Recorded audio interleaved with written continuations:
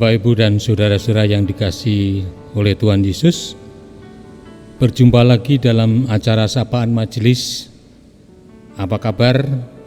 Kiranya semuanya dalam keadaan tidak kurang suatu apapun, dan salam sejahtera bagi kita semua. Salam.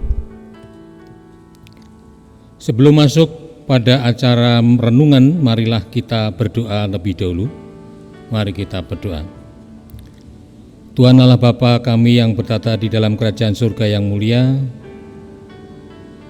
pada kesempatan ini kami mengucapkan syukur dan terima kasih atas penyertaan Tuhan dalam kehidupan kami sehari-hari, sehingga kami semua dalam keadaan tidak kurang suatu apapun.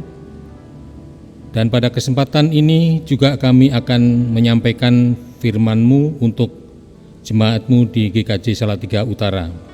Kiranya Tuhan memberkati acara ini sehingga bermanfaat bagi memperkuat iman kepercayaan kami di GKJ Salatiga Utara ini. Dalam nama Yesus kami telah berdoa dan mengucap syukur. Amin. Sebagai dasar untuk renungan kali ini diambil dari Amsal 16 ayat yang ke-21 sampai 33. Tapi nats yang akan kita pakai yaitu ayat yang ke-21 sampai 24. Judul dari renungan sapaan ini ialah menjadi pelaku yang benar.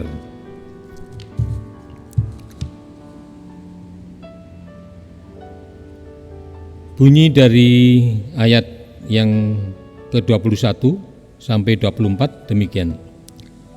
Orang yang bijak hati disebut berpengertian, dan berbicara manis lebih dapat meyakinkan.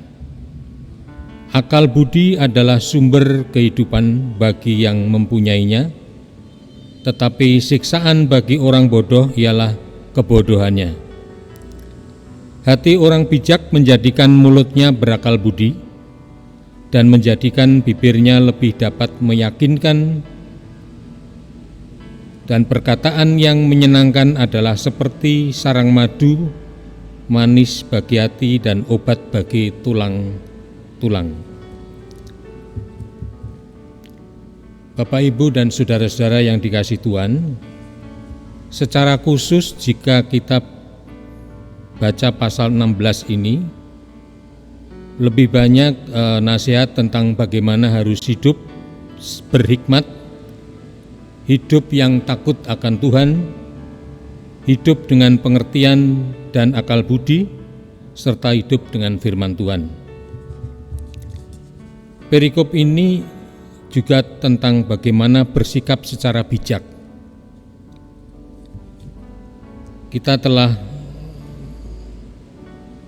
membaca firman tadi bahwa orang yang bijak hati disebut berpengertian, dan berbicara manis lebih dapat meyakinkan. Akal budi adalah sumber kehidupan bagi yang mempunyainya, tetapi siksaan bagi orang bodoh ialah kebodohannya.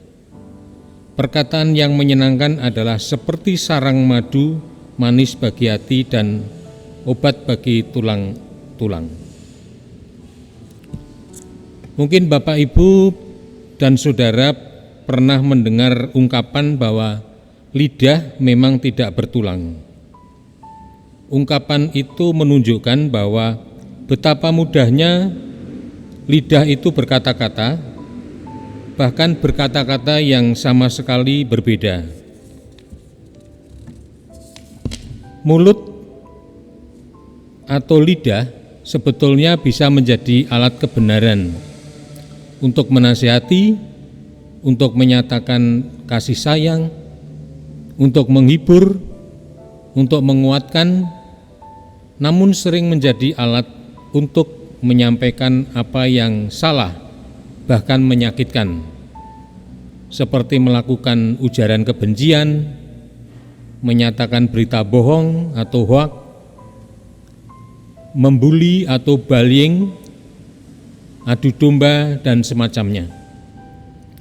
Karena itu penulis kitab Amsal mengingatkan, khususnya Amsal 16 ayat 24, perkataan yang menyenangkan adalah seperti sarang madu, manis bagi hati dan obat bagi tulang-tulang.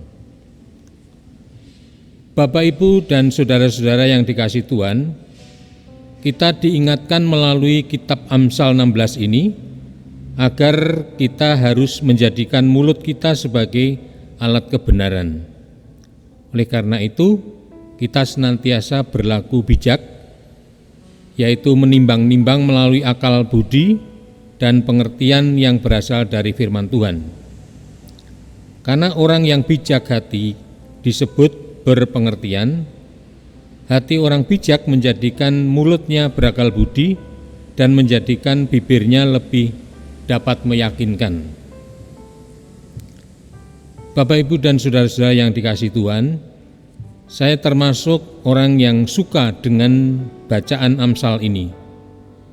Ketika saya membaca kitab Amsal ini, seolah-olah saya diajak untuk hidup lebih menggunakan hikmat, seolah-olah diajak untuk lebih bijaksana dalam hidup ini. Dan jika kita cermati isi kitab Amsal ini, memang isinya nasihat, ajaran-ajaran tentang hidup yang benar, jujur, adil, berhikmat, cerdas, tidak ceroboh dan bodoh, serta rendah hati, tidak sombong, baik itu dalam berpikir, berkata-kata, bertindak, berinteraksi dengan orang lain, dengan orang tua, dan dengan Tuhan. Mudah-mudahan senantiasa Tuhan menolong kita agar kita dapat menjadi lebih bijaksana dalam perilaku kita.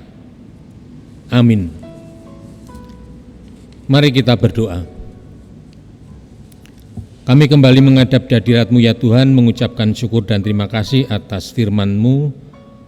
Kiranya apa yang telah kami dengarkan, kami mengerti, dapat bisa kami terapkan dalam kehidupan sehari-hari. Dan tolonglah Tuhan, kiranya Tuhan memampukan kami di dalam kami mewujudkan kehidupan yang lebih berhikmat, lebih bijaksana, dan menjadi pelaku yang benar. Dalam nama Kristus kami berdoa. Amin.